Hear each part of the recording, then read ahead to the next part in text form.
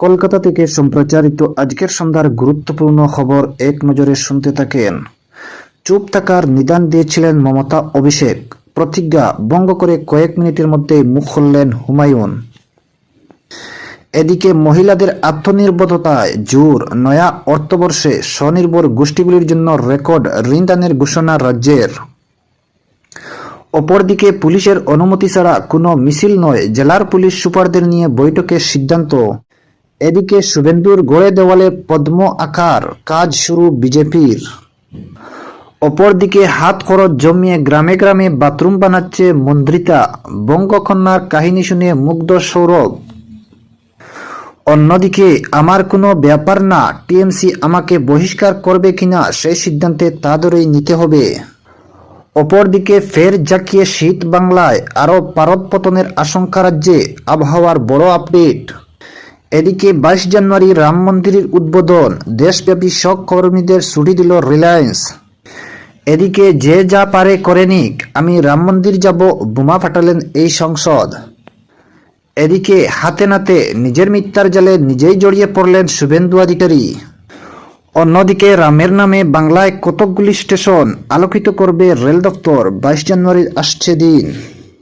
এদিকে নিয়ন্ত্রণ হারিয়ে জাতীয় সড়কের ডিভাইডার ভেঙে দাঁড়িয়ে থাকা একাধিক মানুষকে পিষে দিয়ে নয়নজুলিতে পাল্টে গেল একটি মেডাটুর গাড়ি। অপরদিকে এক ব্যক্তিকে খুন করে বস্তায় বেঁধে ফেলে দেওয়ার অভিযোগে চাঞ্চল্য বাখরাবাদে। এদিকে লাইভ টেলিকাস্ট, ঘরে বসে কিভাবে দেখবেন রাম মন্দির উদ্বোধন। 22 জানুয়ারি অযোধ্যায় ভগবান রামের প্রাণ প্রতিষ্ঠা অনুষ্ঠান ঘিরে উন্মাদনা তুঙ্গে। ইতিমধ্যে অযোধ্যায় মহোৎসব শুরু হয়ে গিয়েছে। গত 16 জানুয়ারি থেকে নানা অনুষ্ঠান শুরু হয়ে গিয়েছে। রাম জন্মভূমির এই অনুষ্ঠান চাক্ষুষ করার জন্য মুখে রয়েছেন কোটি কোটি ভক্ত। এদিকে রামের নিন্দা করতেই ব্যঙ্গে পড়ল মঞ্চ, প্রাক্তন সাংসদের দুর্ভাগ্যের ভিডিও ভাইরাল। দর্শক বন্ধুরা, এতক্ষণ শুনলেন খবরের শিরোনাম, এবার শুনেন বিস্তারিত আলোচনা। চুপ থাকার নিদান দিয়েছিলেন মমতা অভিষেক, প্রতিজ্ঞা ভঙ্গ করে কয়েক মিনিটের মধ্যে মুখ খুললেন হুমায়ুন। তৃণমূলের বিদ্রোহী নেতা হুমায়ুন করিম মুর্শিদাবাদ তথা রাজ্য রাজনীতিতে তার মতো নেতার সংখ্যা সত্যিই কম। মিডিয়ার সামনে তার মুখে ফুটে খই। সম্প্রতি দলের তরফে সহকাজের চিঠি পেয়েছেন মুর্শিদাবাদের ভরতপুরের এই তৃণমূল বিধায়ক। আর এবার মমতা অভিষেক, দুজনের কাছেই জোর দমক খেলেন নেতা। তবে ওই যে স্বভাব যায় না মলে। লোকসভা ভোটের আবহে শুক্রবার মুর্শিদাবাদ জেলা নেতৃত্বের সঙ্গে কালীঘাটের বাড়িতে বৈঠকে বসেন তৃণমূল সুপ্রিমো মমতা বন্দ্যোপাধ্যায়। হাজির ছিলেন দলের শীর্ষ নেতৃত্বরা। মুর্শিদাবাদের নেতৃত্বদের পাশাপাশি উপস্থিত হন হুমায়ুন করিমও। সেই বৈঠকের মমতা বন্দ্যোপাধ্যায়ের কাছে তিরস্কার হন বিধায়ক। এদিকে বৈঠকে সকলের সামনেই বৎসনার সুরে মমতা কবিরকে বলেন, তুমি প্রেসের সামনে দলের ব্যাপারে একটু কম কথা বলো। Trinamool second in command Abhishek Bandyopadhyay এই বিষয়ে সতর্ক করেন তাকে। তবে কোথায় কি নেত্রীকে কথা দিয়েছিলেন তিনি মিডিয়ার সামনে আর মুখ খুলবেন না। এদিকে বৈঠক শেষে বাইরে বেরিয়ে সংবাদ মাধ্যমের সামনে বিধায়ক। সূত্রের খবর, এদিন বৈঠকে বিধায়কের আচরণ নিয়ে ক্ষোভ প্রকাশ করেন অভিষেক। মিডিয়ার সামনে দল সম্পর্কে করা মন্তব্য নিয়েও তাকে সতর্ক করেন অভিষেক। যদিও জোড়া ধমক খেয়ে বিধায়ক বলেন তিনি নিজে থেকে কথা বলেন না, সংবাদ মাধ্যমে তাকে নানা বিষয়ে প্রশ্ন করে। এরই মধ্যে কবিরকে ধমক দিয়ে মমতা বলেন, তুমি বড্ড বেশি কথা বলছো। দলের প্রধান আরও বলেন, তুমি একটু কম কথা বলো, মিডিয়াকে সব বলা বন্ধ করো।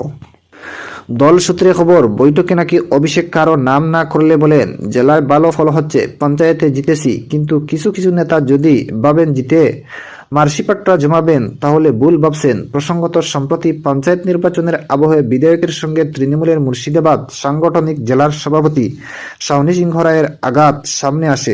আগে থেকেই পঞ্চায়েতে প্রার্থী নিয়ে হুমায়ুনের মনে ক্ষোভ ছিল। এরপরই মনোনয়ন পূর্ব প্রত্যাহারের শেষ দিনে সেই প্রার্থী শাওনি সিংহ রায়কে কড়া হুঁশিয়ারি দিলেন নেতা। এমনকি চেঁচাচুলা ভাষায় মুখ্যমন্ত্রীকে আক্রমণ করেন। অন্যদিকে মহিলাদের আত্মনির্ভরতায় জোর, নয়া অর্থবর্ষে স্বনির্ভর গোষ্ঠীগুলির জন্য রেকর্ড ঋণ দানের ঘোষণা রাজ্যের। বাংলার স্বনির্ভর গোষ্ঠীর সদস্যদের জন্য এবার বড় বড় ঘোষণা রাজ্যের। আসন্ন অর্থবর্ষে স্বনির্ভর গোষ্ঠীর মহিলাদের এবার 30,000 কোটি টাকা পর্যন্ত ঋণ দেওয়ার কথা ঘোষণা করা হয়েছে। আর মহিলাদের জন্য এমন যুগান্তকারী সিদ্ধান্তে একদিকে যেমন নিজেদের কাজের উন্নতির জন্য ঋণ পাবেন মহিলারা, পাশাপাশি তারা আরও স্বাবলম্বী হতে পারবেন। রাজ্যের মহিলাদের জন্য এই উদ্যোগের ঘোষণা আগেই করেছেন মুখ্যমন্ত্রী মমতা বন্দ্যোপাধ্যায়। আর নতুন বছরে স্বনির্ভর গোষ্ঠীর মহিলাদের জন্য বড় অঙ্কের ঋণ দেওয়ার কথা লক্ষ্যমাত্রা নিল রাজ্য। আর এমন পদক্ষেপের জেরে রাজ্যের 11,80,000 গোষ্ঠী উপকৃত হবে। কাল এমনই জানিয়েছেন রাজ্যের পঞ্চায়েত ও সমবায় মন্ত্রী প্রদীপ মজুমদার। এদিকে পুলিশের অনুমতি ছাড়া কোনো মিছিল নয়, জেলার পুলিশ সুপারদের নিয়ে বৈঠকের সিদ্ধান্ত। নয়া নির্দেশ জারি করল নবান্ন। আগামী 22 জানুয়ারি অযোধ্যায় রাম মন্দির উদ্বোধন হবে, তাই রাজ্য পুলিশের অনুমতি ছাড়া আগামী 22 তারিখ কোনো মিছিল করা যাবে না। রাজ্য পুলিশের ডিজি রাজীব কুমার এদিন সমস্ত জেলার পুলিশ সুপারদের নিয়ে বৈঠক করে বড় নির্দেশ দিলেন জেলাগুলিকে। সেই নিয়ে জোর চর্চা শুরু হয়েছে।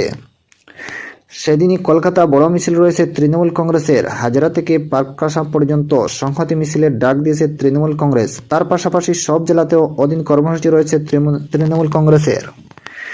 এদিকে সব জেলার পুলিশ সুপারদের নিয়ে গুরুত্বপূর্ণ বৈঠক করা হয়েছে। কলকাতা হাইকোর্টের প্রধান বিচারপতি টি.এস. শিবজ্ঞানমের বেঞ্চের স্পষ্ট নির্দেশ রয়েছে, তৃণমূল কংগ্রেসের মিছিল নিয়ে কোনো বক্তব্যে ধর্মীয় আবেগের আঘাত যেন না হয় সেদিকে সতর্কতা থাকতে বলে দেওয়া হয়েছে।